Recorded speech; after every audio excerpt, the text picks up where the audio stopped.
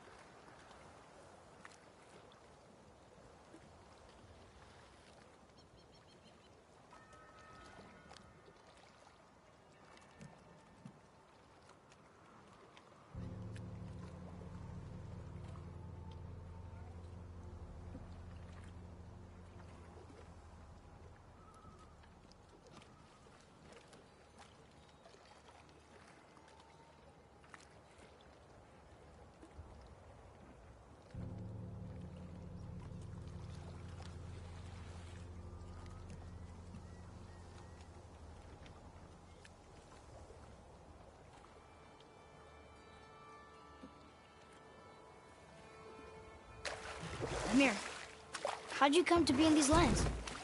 Lad, there comes a time in every man's life when he changes his name and heads north to make a new start. You live long enough to do this many times over, you might end up as far north as this place.